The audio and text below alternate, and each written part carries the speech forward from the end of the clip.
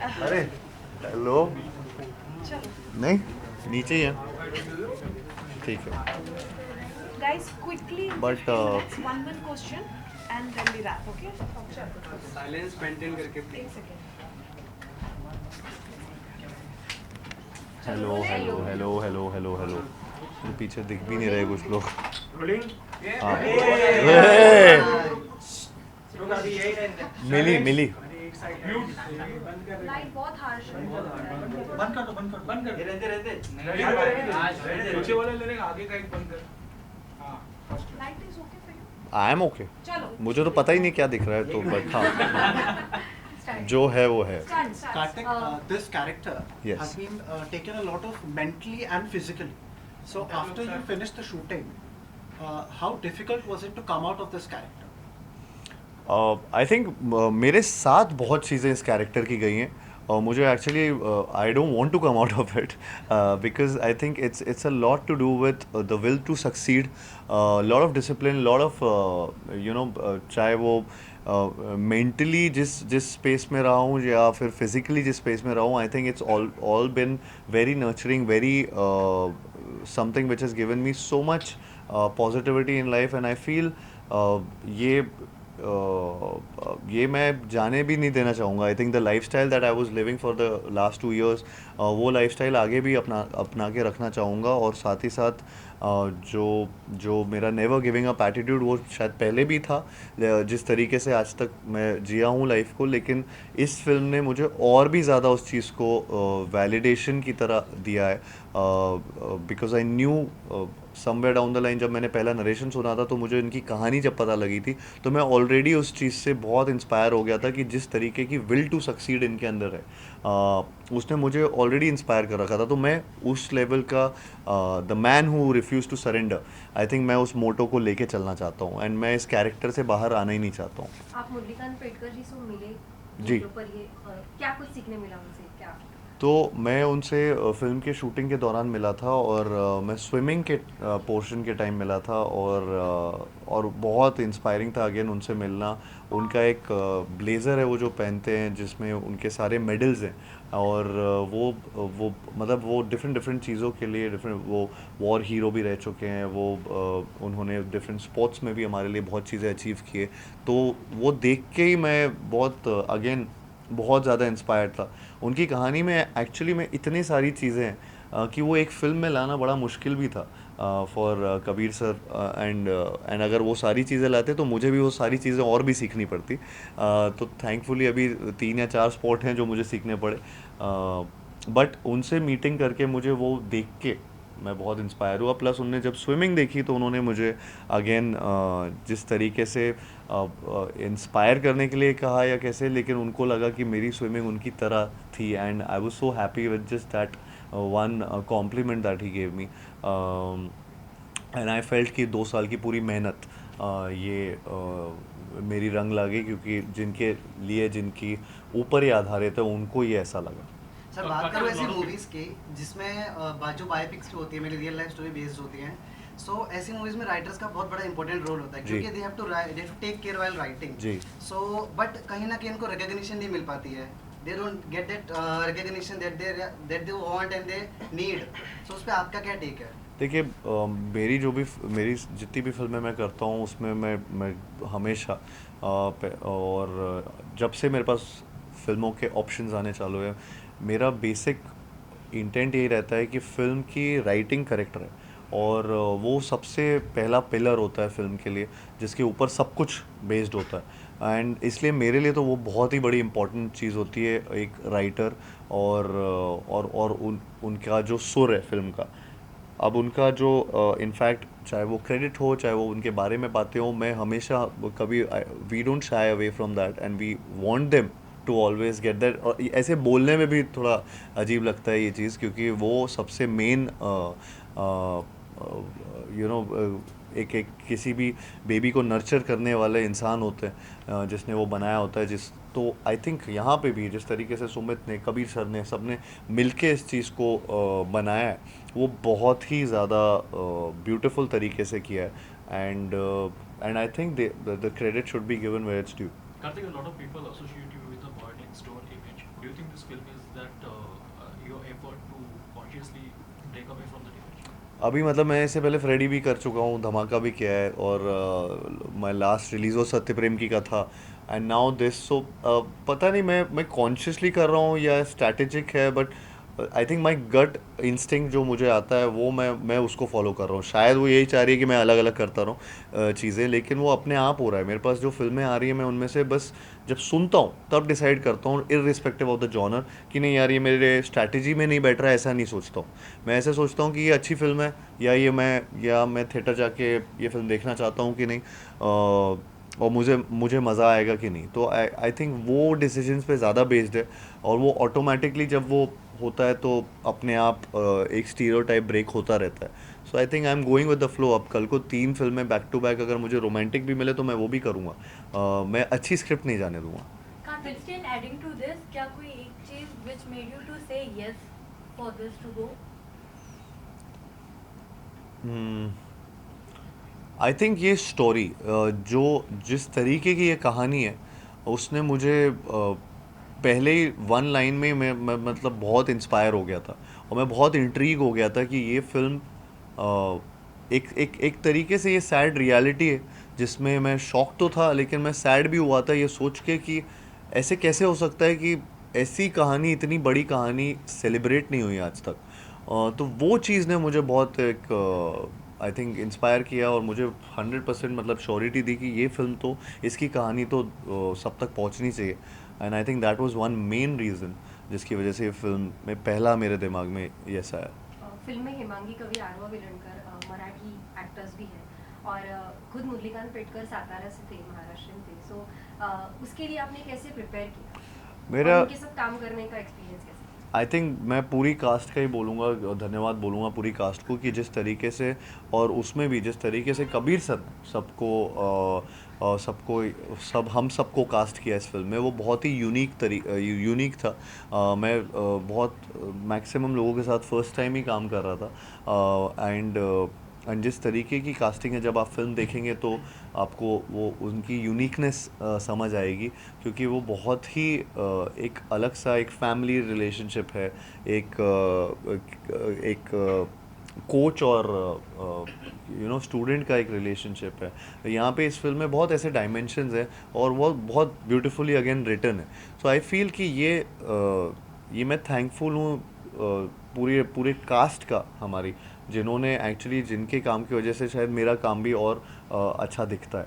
And हमारे यहाँ पे बहुत सारे ऐसे डायलेक्ट सीन्स थे जिसमें डायलेक्ट, क्योंकि पूरी पिक्चर हिंदी में, लेकिन क्योंकि मराठी थोड़ा सा होना था, तो उसमें बहुत डायलेक्ट का यूज़ हुआ है, कि कहीं कहीं वर्ड्स की नहीं की जगह नहीं बोल दिया, चैम्पियन की जगह चैम्पियन बोल रहा है, चैम्पियन हूँ मैं की जगह है मैं।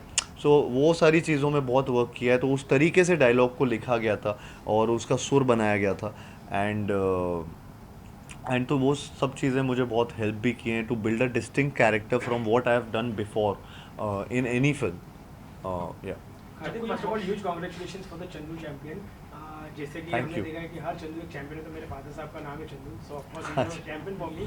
क्या कहना रहेगा, जिस तरीके से हमने आपके अक्सर फिल्मों में देखा है कि म्यूजिक का काफ़ी एक अच्छा प्रभाव रहा है, चाहे अभी इस फिल्म में प्रीतम दा कंपोज कर रहे हैं। सो आपका और प्रीतम दा का अच्छा खासा कॉम्बिनेशन हमने देखा है, जैसे कि चाहे वो भूल भुलैया हो, चंदू चैंपियन हो, या फिर इसके पहले भी बहुत सारे आपने प्रोजेक्ट पेश किया था हो। तो किस तरीके से आप इस म्यूजिक कॉम्पोजिशन को देखते हो, और किस तरीके से कॉम्बो आपको लगता है? आई थिंक बहुत ही अच्छा कॉम्पोजिशन किया है, और ये पूरी एल्बम बहुत ही ज़्यादा अच्छी बनाई हुई है, जिसमें मेरा अभी रिसेंटली इनफैक्ट एक गाना लॉन्च हुआ जो सरफिरा गाना है, वो मुझे बहुत ज़्यादा पसंद है, उसकी मेलोडी। एंड इनफैक्ट वो फिल्म में जिस तरीके से, इसमें तो बॉडी ट्रांसफॉर्मेशन ज़्यादा दिखाया था सरफिरा में, लेकिन जिस तरीके से वो फिल्म में जब आता है वो बहुत इंस्पायर करेगा लोगों को, और वो बहुत मतलब गूज़बम्प मोमेंट है जब वो गाना आता है फिल्म में।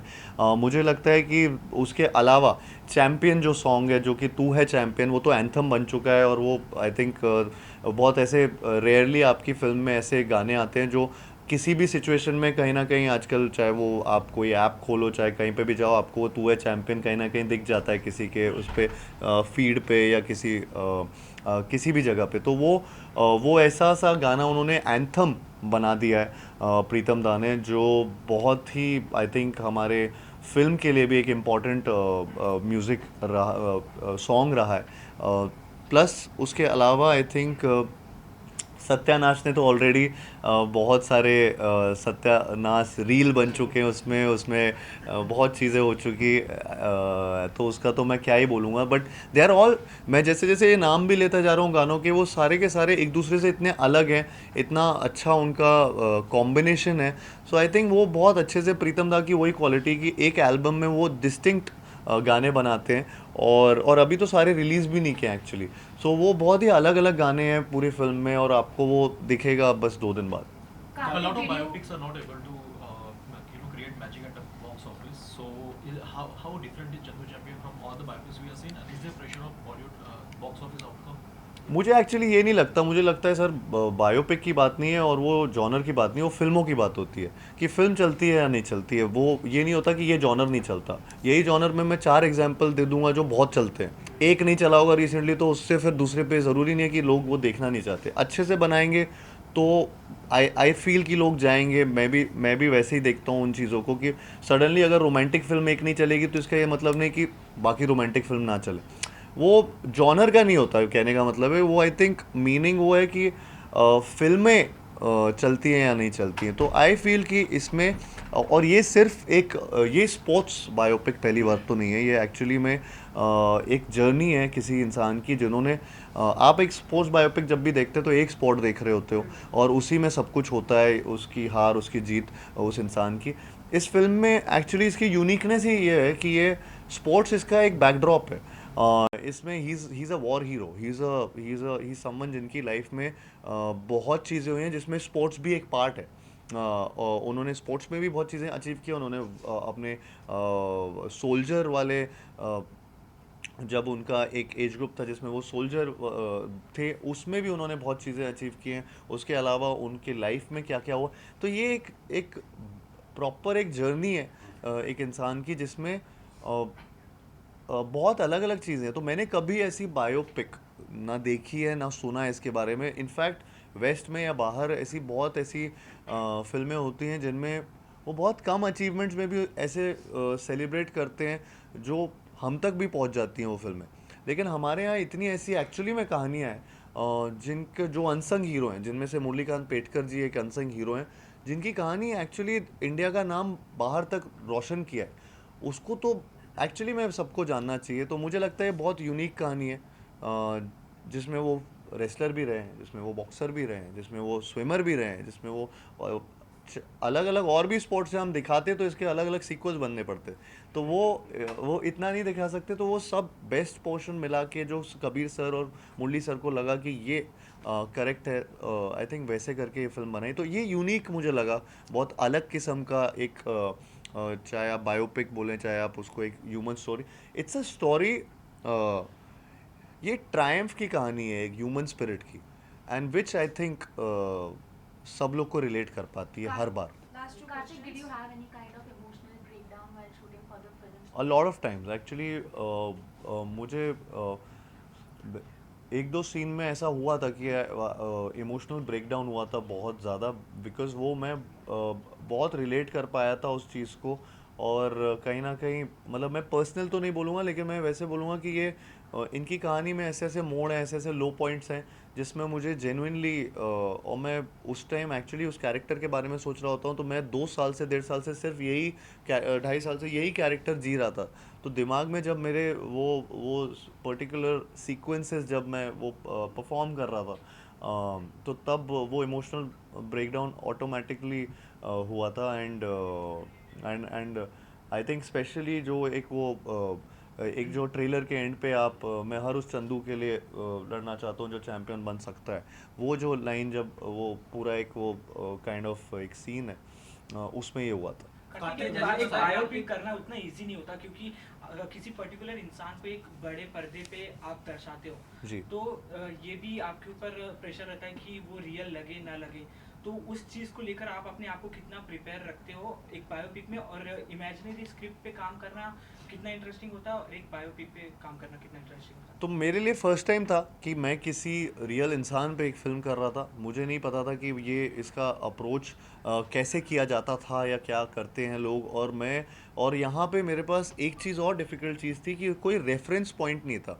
तो उनके बारे में जब भी कुछ सर्च करो तो इतनी ज़्यादा इमेजेस या इतना कोई वीडियो जिसको मैं फॉलो कर पाऊँ कि यंग मुरली अगर मैं प्ले कर रहा हूँ तो मेरे पास कुछ ऐसा रेफरेंस पॉइंट नहीं था। तो कबीर सर ने मेरे लिए वो चीज़ वो बहुत बड़ा डिसीजन था जो लिया गया था कि मुरली सर से मैं फ़िल्म से पहले नहीं मिलूँगा, बिकॉज़ वो टाइम स्पेंड उनके साथ कर रहे थे और वो उनके साथ जो जो टाइम स्पेंड करके उन्होंने अपने नोट्स बनाए, वो नोट्स से हमारा पूरा डिस्कशन हुआ। एक कैरेक्टर बिल्डिंग सेशंस होते थे एंड देन वो कैरेक्टर बिल्ड उन पॉइंटर्स पे किए एंड उसके अराउंड फिर वो एक कैरेक्टर बनाया गया जैसा उनकी बातों से निकल के आ रहा था।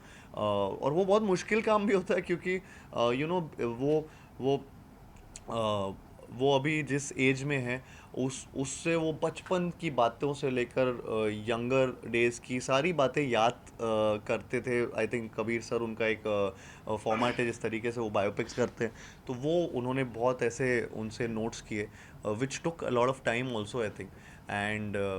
एंड मेरा मेन डिफ़िकल्ट जो चीज़ थी वो थी कि to deconstruct my image, because मेरा इमेज एक्चुअली दिमाग में सबके शायद एक एक तरीके से बैठा हुआ है। सब मुझे जानते हैं, एक particular audience, set of audience मुझे एक तरीके से देखना भी पसंद करते हैं।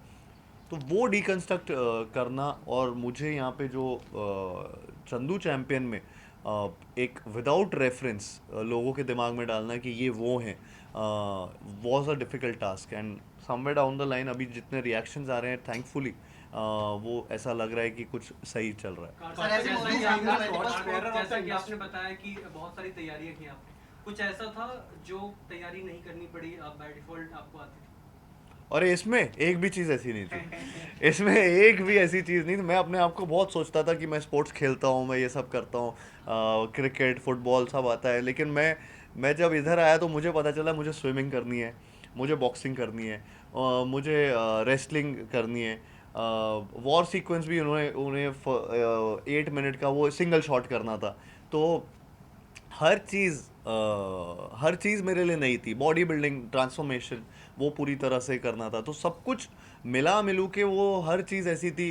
ऐसा नहीं था कि इसमें मेरे मोनोलॉग्स हैं, या ऐसा नहीं था इसमें मैं कॉमेडी कर रहा हूँ या मैं रोमांस कर रहा हूँ। ये सारी चीज़ें मेरे से इवेड कर दी गई थी और मुझे एकदम ही नए एरिना में डाल दिया गया था। तो मैं बहुत डिस्कम्फर्ट में था, आउट ऑफ कंफर्ट जॉनर कर रहा हूँ।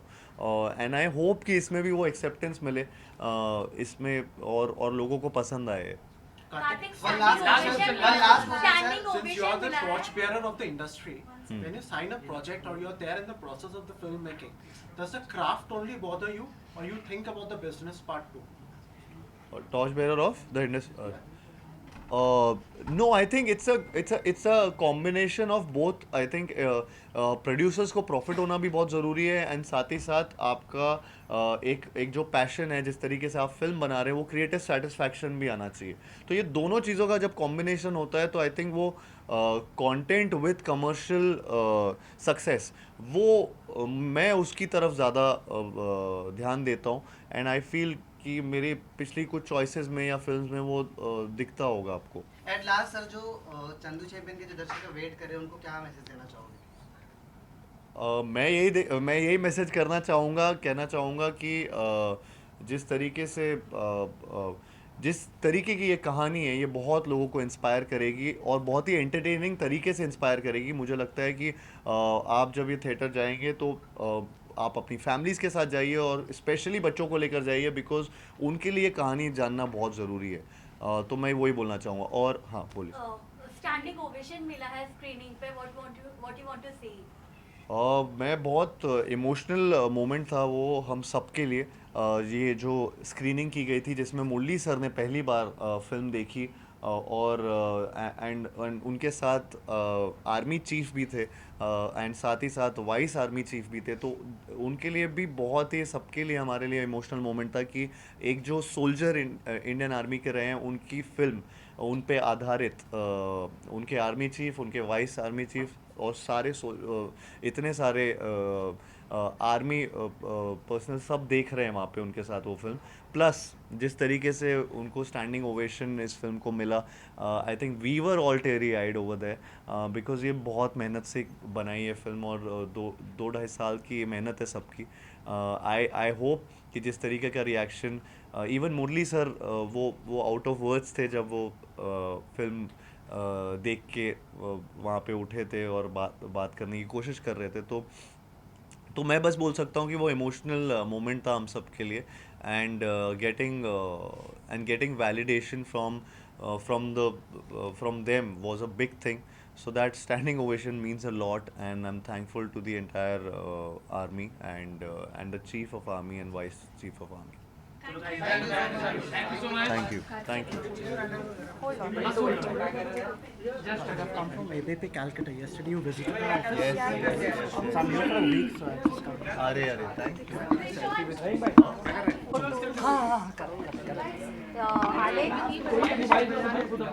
अभिषेक अंजन लोग इधर ही खड़े रहो, इधर।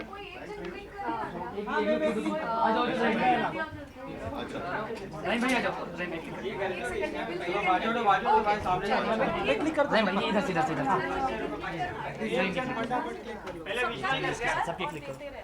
हाँ ठीक। भाई जल्दी जल्दी आ जाओ, आ जाओ यहाँ से।